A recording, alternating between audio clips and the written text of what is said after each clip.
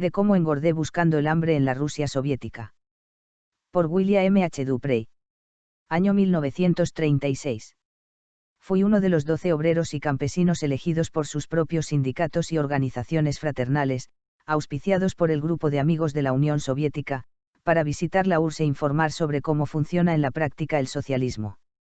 William Randolph Hearst, en su cadena de periódicos como el Boston American, el Boston Advertiser, el New York Evening Journal, y demás, ha estado difundiendo declaraciones acerca de que en la Unión Soviética no existen verdaderos sindicatos, de que los ciudadanos soviéticos pasan hambre, de que la Unión Soviética está dirigida por un dictador.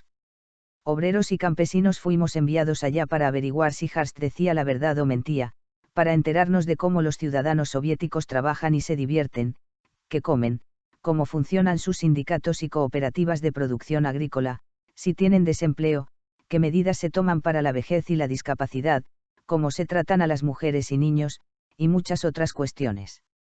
Había entre nosotros representantes de Amalgamated Association of Iron, Steel, and Tin Workers, the United Mine Workers of America, the United Textile Workers of America, the Wisconsin Cooperative Milk Pool, the International Brotherhood of Electrical Workers, de Dyers Patterson, NJ. Y de muchas otras organizaciones. 4 somos miembros del Partido Socialista. Había un minifundista de Michigan, un pequeño productor lechero de Wisconsin, un maestro de escuela y un doctor. Varias nacionalidades y etnias estaban representadas, lituanos, italianos, polacos, judíos, negros, franco-canadienses. En el grupo había católicos y protestantes. Fui elegido por obreros textiles, entre otros, en una asamblea de New Bedford, Massachusetts, que fue respaldada por el Sindicato de Tejedores, UTWA. Varias organizaciones eclesiásticas y clubes religiosos ayudaron a completar la suma necesaria para el viaje. Soy ayudante de operario de máquinas textiles y trabajo en el proceso final del hilo de algodón, montando y dimensionando los extremos antes de que vayan a los telares. Gano $16,70 por semana. Soy católico practicante, miembro activo del Partido Socialista y exmiembro de la Guardia Nacional. Mi padre es un trabajador textil, miembro del sindicato durante 45 años. Tengo ascendencia franco-canadiense, y en casa hablábamos el inglés y el francés. ¿Cuánto he escrito sobre nosotros? Lo más importante es lo que sigue, que fue lo que vimos en la Unión Soviética. Marineros franceses y marineros rusos viajamos en tercera clase hasta Londres en el transatlántico francés a Île-de-France, y desde Londres a Leningrado en el barco ruso Cooperatia. Los tripulantes de la Île-de-France nos dijeron que todos pertenecían al Partido Socialista francés. Al enterarse de que 4 de nosotros éramos socialistas, insistieron en que nos uniéramos en un frente unido a los obreros comunistas, de la manera en que ellos habían hecho en Francia. Los marineros franceses tenían que trabajar muy duro y casi no tenían tiempo para sí mismos. La disciplina era muy estricta, los oficiales se oponían a que los pasajeros hablaran con los marineros. La atmósfera en el barco soviético era extrañamente diferente.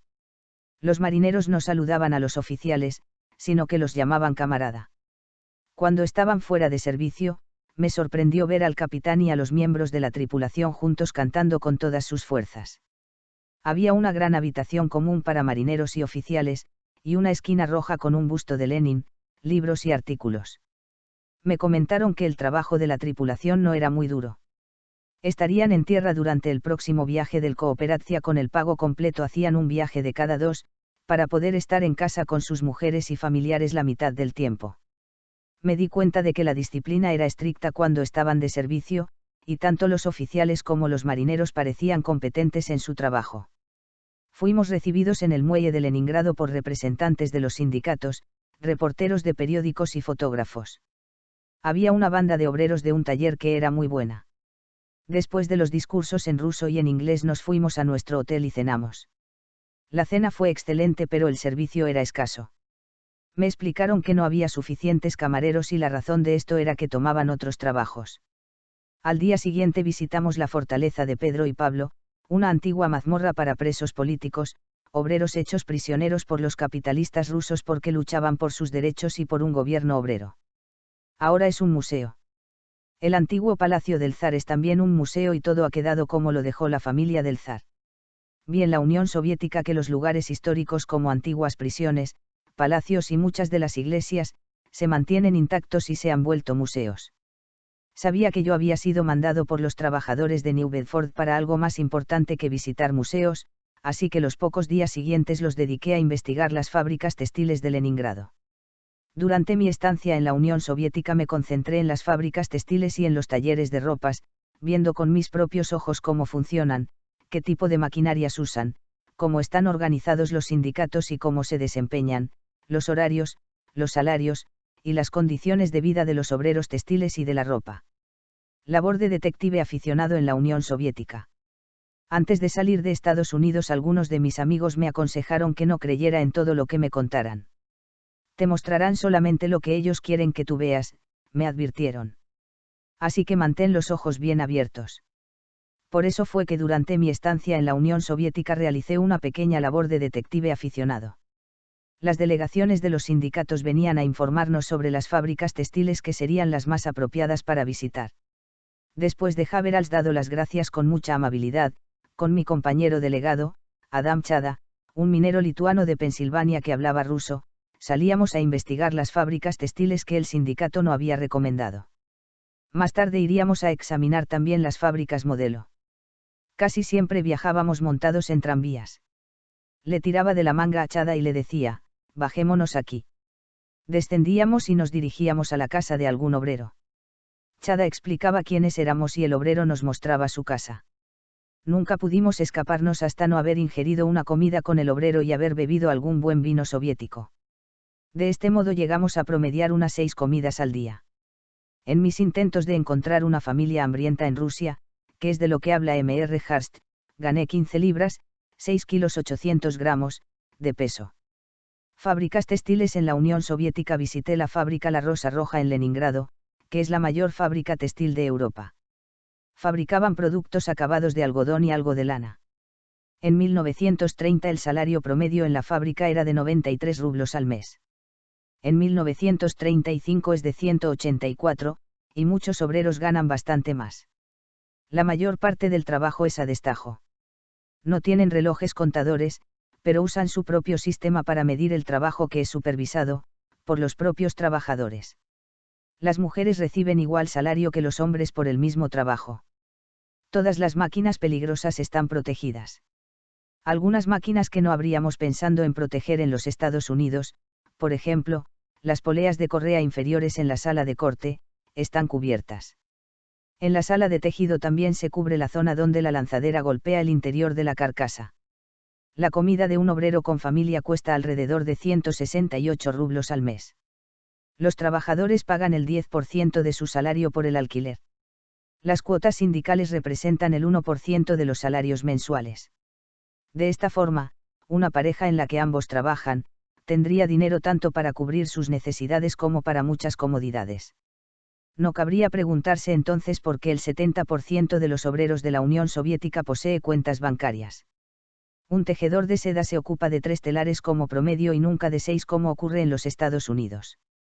El máximo número de telares que un técnico de reparación se encarga, es de 40 en las fábricas textiles soviéticas y nunca de 100 como ocurre aquí en Estados Unidos. En la sala de corte, cada ayudante realiza las dimensiones para su propio operario de tejedoras, y se encarga de una sola máquina. En los Estados Unidos un ayudante se ocupa de 3 máquinas. Descubrí que los métodos de eficiencia se usan en la URSS al igual que en los Estados Unidos, aunque con propósitos diferentes. En los Estados Unidos se le pide al experto en eficiencia obtener más beneficios para los accionistas, mientras que en la URSS la eficiencia se utiliza para sacar más producción con el objetivo de abastecer la demanda de los consumidores, ya que hay un déficit de textiles. El producto de este incremento de la producción se devuelve a los obreros en forma de salarios más altos, nuevas maquinarias, más vacaciones, etc. Puedo decir con toda franqueza que el sistema de stretch-out no se usa. Para que puedan entender aquellos que no están familiarizados con la industria textil, debo decir que el stretch-out es un esquema capitalista con el cual una tarea se incrementa con el fin de obtener la misma cantidad de trabajo mediante el empleo de un menor número de personas y el pago de menores salarios. Por ejemplo, en la sala de tejido, donde esta práctica capitalista es más usada, 3 hombres pueden estar ocupándose de 60 telares, o de 20 telares cada uno. Los patrones se dan cuenta de que no producen suficientes ganancias, entonces despiden a un hombre, y ponen a los otros dos a ocuparse de 60 telares entre ellos. Esto significa un 33% de incremento de trabajo. En muchos casos se les recorta el salario y se les dice que podrán tener muchos mejores salarios con los telares extras. Resulta así que cada obrero, nunca recibe más del 10% del salario que ganaba cuando se ocupaba de sus 20 telares originales, pero produce un tercio más que anteriormente. Los dos obreros juntos ganan 20% más de salario, si tienen suerte, mientras el bolsillo del patrón recibe el resto. La iluminación en las fábricas soviéticas es excelente. Las ventanas tienen una separación de alrededor de 6 pies, 1 metro y 80 centímetros, y miden 6 pies de ancho y 8 de altura, 2 metros y 40 centímetros. La ventilación es tan buena que los sistemas de ventilación mecánicos en uso son prácticamente innecesarios. Sin embargo, las condiciones de los inodoros en las fábricas soviéticas son muy malas. Cuando hice esta observación me dijeron que el gobierno está dedicando millones de rublos anuales para resolver esto. Los obreros reciben inspecciones de salud obligatorias 2 veces al año, y cualquiera sin la salud adecuada se le libera del trabajo y se le manda a descansar a casa, a un sanatorio o a un hospital. Mientras tanto recibe su paga total, así como atención médica y alojamiento gratuitos. Tan pronto como una mujer sabe estar embarazada se lo dice al supervisor, y si está haciendo un turno nocturno se le libera de este. Se le dan 2 meses de vacaciones antes de que nazca el niño, y regresa al trabajo 2 meses después del nacimiento. Mientras tanto la madre recibe la paga completa, y los servicios médicos y cuidados hospitalarios son gratuitos. El hospital le proporciona al bebé un equipo completo, que consiste en ropa, cama y mantas. También la madre recibe una comida especial durante cierto periodo de tiempo, antes y después del nacimiento del niño. Cada taller o fábrica tiene una guardería. Si la madre está amamantando a su hijo se le permite un periodo de lactancia cada 3 horas para ir a la guardería y alimentar al niño. Los obreros comen en un comedor anexo al taller que está gestionado por los mismos obreros. Los comedores son largos y aireados, la comida es buena y su precio es muy bajo. Todos los obreros que no están educados asisten a la escuela que dispone el taller para sus obreros. Los obreros textiles trabajan 7 horas por día durante 5 días a la semana. El 6º día es de descanso. No pueden fumar en las máquinas, pero existe una sala de fumadores y una biblioteca. Tienen un periodo de 5 minutos de descanso cada hora. Los trabajadores de hasta 18 años de edad tienen una jornada de 6 horas. De estas, trabajan 4 horas en el taller y estudian 2, sin embargo, se les pagan las 6 horas completas. Por debajo de la edad de 18 años, a nadie se le permite trabajar en el turno nocturno. Cuando le hablé de esto a una amiga en Estados Unidos, me dijo, bueno, tenemos una imagen en nuestras mentes de esas condiciones ideales, pero ellas no corresponden a la realidad de Estados Unidos. Yo tengo que trabajar en un taller de algodón desde las 6 de la mañana hasta la 1:30 de la tarde. Durante estas 7 horas y media, no me permiten tiempo de comida y tengo que comer mientras trabajo. Estos buenos salarios, condiciones y horarios son posibles gracias al resultado del maravilloso plan de seguro social que tiene la Unión Soviética, y por los cuales nosotros los obreros norteamericanos, estamos luchando duro para obtener con nuestro proyecto de seguro social obrera. También investigué la industria costurera en la Unión Soviética. Un taller de confecciones de prendas en Simferopol da una buena idea de la industria costurera en la Unión Soviética. Este taller emplea 2.200 trabajadores entre tártaros, judíos, ucranianos, rusos y otras 18 nacionalidades. No existe discriminación racial o nacional contra alguno de ellos. El departamento de corte de este taller soviético trabaja con 2 turnos de 7 horas. Los obreros mayores trabajan 7 horas, los jóvenes menores de 18 años trabajan 6 horas. Los diseñadores ganan 600 rublos por mes. El salario de los cortadores varía entre 200 y 300 rublos al mes. Los salarios no son tan altos en los comercios de prendas de vestir como en la industria textil. Sin embargo, al igual que en todas las demás fábricas, existe asistencia médica gratuita, las mismas vacaciones y liberaciones por enfermedad con pago, la misma atención especial para las madres y para los obreros jóvenes. Talleres y fábricas tienen sus propias tiendas de víveres. Algo que noté fue la gran cantidad de frutas frescas y vegetales que se exhibían en estas tiendas.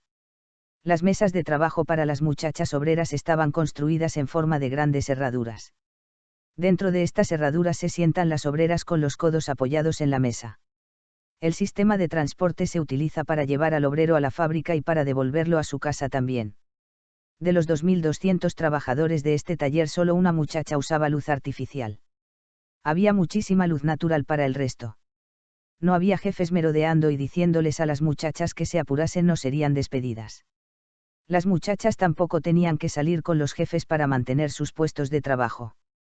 Aquí, como en cualquier parte de la Unión Soviética, no había desempleo. En el momento que lo desee, un obrero puede cambiar de puesto de trabajo. Simplemente le dice al supervisor a dónde quiere ir y le da un preaviso con 7 días de anticipación. Entonces se le transfiere a su nuevo puesto de trabajo sin pérdida de salario. No pude evitar hacer una comparación mental con la incapacidad de la mayoría de los obreros norteamericanos para mantener su empleo, y no hablemos de cambiar de un trabajo a otro sin pérdida de salario. Los obreros en la URSS dirigen sus sindicatos al igual que dirigen su gobierno. Durante toda mi estancia en la Unión Soviética no vi ninguna huelga o manifestación con policías apaleando a obreros. Cuando le comenté esto a un obrero, este me dijo: cuando queremos mejoras de las condiciones, podemos conseguirlas a través de nuestro sindicato. El gobierno es nuestro gobierno, dirigido por nosotros a través de nuestros sindicatos, por lo que no hay necesidad de hacer huelgas contra nosotros mismos. Los sindicatos en la URSS son industriales y no divididos por oficios. Cada fábrica trabaja a tiempo completo, la mayoría en 3 turnos de 7 horas cada uno. Los miembros de los sindicatos que muestran algún talento particular en alguna especialidad determinada como actuación, escritura, medicina, ciencia, investigación, etc., son liberados por los sindicatos del trabajo en las fábricas y se mandan a la escuela o a la universidad, y mientras estudian se les paga un salario. Conocí a un actor que actuó en la película Chapavi que anteriormente era un trabajador textil como yo. El salario promedio en la Unión Soviética en 1932 era de 108 rublos al mes. En 1933 fue de 198, en 1934, de 217 rublos al mes. En la medida que suben los salarios, el costo de la vida baja. Antes de la revolución, el salario promedio era de 27 a 38 rublos al mes. Y hoy el poder adquisitivo del rublo es 3 veces mayor. ¿Cómo es posible que el costo de la vida descienda mientras los salarios suben? En la medida que los trabajadores en las fábricas, minas y talleres, sacan más producción, más y mejores bienes, más riqueza social se produce. Como resultado del aumento de la producción, más y mejores maquinarias se pueden instalar, y los salarios se elevan. Y debido a que no hay beneficios y no existen dueños privados de las fábricas o accionistas, los precios bajan. La producción de las fábricas se establece para un año determinado a través del comisariado de la industria ligera, y se basa en las necesidades de las personas del país, en los materiales que se disponen y en la capacidad de los trabajadores para producir. El 50% de las riquezas incrementadas se destina cada año al Fondo de Condiciones de Vida, lo cual se utiliza para seguir mejorando las condiciones de vivienda y de vida. Un ejemplo interesante de la manera en que los obreros están protegidos por sus propios sindicatos ocurrió en una fábrica que visité, donde un médico visitante descubre una obrera que se quejaba de dolores en la espalda. A las 10 de la mañana recomendó que su asiento se levantara en un pie, esto es 30 centímetros. A las 11:30, el asiento había sido elevado de acuerdo con la recomendación del doctor. En Leningrado me encontré con un antiguo compañero de escuela, el reverendo padre Leopold Brim, quien había asistido conmigo a la escuela parroquial llamada Sagrado Corazón en New Bedford. Es un sacerdote católico romano, de ascendencia franco-canadiense como yo, que vive en la Unión Soviética y practica su fe allí.